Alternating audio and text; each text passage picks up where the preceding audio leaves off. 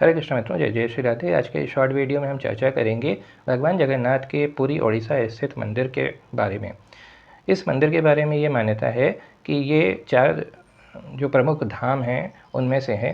जो पहला धाम है वो है बद्रीनाथ, जहाँ पे भगवान स्नान करते हैं।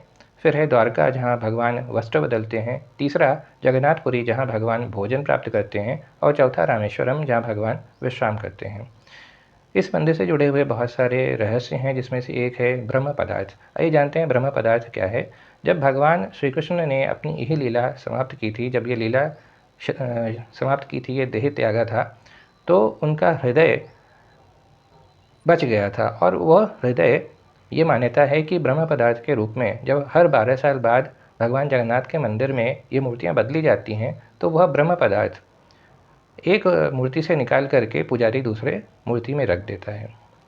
इस जगन्नाथपुरी मंदिर से रिलेटेड और भी बहुत सारे रहस्य हैं। जैसे मंदिर में आप प्रवेश करने के लिए सिंह द्वार के माध्यम से ही अंदर जाते हैं। जब तक आप सिंह द्वार के बाहर रहते हैं, तब तक समुद्र की लहरों का ध्वनि, आसपास का मुर्दे जलाने का दुर्गंध, ये आपको महसूस होता है। परंतु जैसे ही आप मंदिर के अंदर जाते हैं, ये सारी चीज़ें, समुद्र की ध्वनि या फिर किसी भी प्रकार का दुर्गंध आना बंद हो जाता है। मंदिर के ऊपर आपने विभिन्न प्रकार के पक्षी उड़ते हुए देखे होंगे, परंतु जगन्नाथ मंदिर के ऊपर कभी कोई पक्षी नहीं मंडराता है। यहाँ पे इवन विमान चलाना भी मंदिर के ऊपर अलाउड नहीं है। बाकी सभी मंदिरों में आपने पत्थर या फिर स्टोन, मेटल्स के बने हुए विग्रह देखे होंगे, परंतु ये सिर्फ भगवान जगन्नाथ के मंदिर में है, जहाँ भगवान जगन्नाथ उनके बड़े भाई भगवान बलभद्र और उनकी बहन माता सुभद्रा के साथ लकड़ी की मूर्तियों के रूप में विराजमान हैं। भगवान जगन्नाथ के मंदिर के बारे में ये भी है कि उनके मंदिर के ऊपर जो झंडा है वो हर दिन चेंज किया जाता है। ये मान्यता है कि अगर किसी दिन ये झंडा चेंज नहीं किया गया तो 18 सालों तक मंदिर में पूजा नहीं होगी।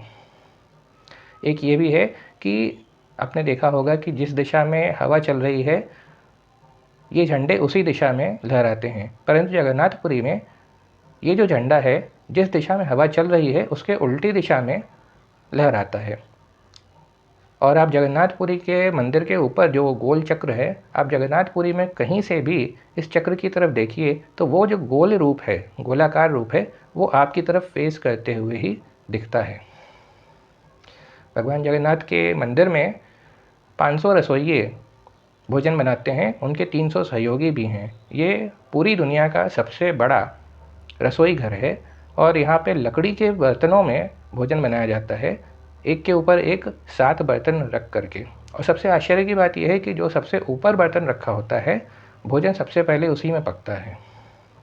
और मंदिर में चाहे लाखों भक्त आ जाएं, भोजन कभी भी, प्रसाद कभी भी कम नहीं पड़ता। और जैसे जैसे संध्या होती है, मंदिर बंद करने का समय होता है, प्रसाद अपने आप ख़त्म हो जाता है। ऐसा कभी नहीं होता है कि प्रसाद कम पड़ जाए या प्रसाद व्यर्थ हो जाए। तो ये सारी अलौकिक चीज़ें हैं जो कि भगवान के कृपा से ही संभव हैं। तो हमें अपने जीवन काल में अवश्य ही भगवान के इस श्री मंदिर में भगवान का दर्शन करने के लिए जाना चाहिए। जय जगन्नाथ।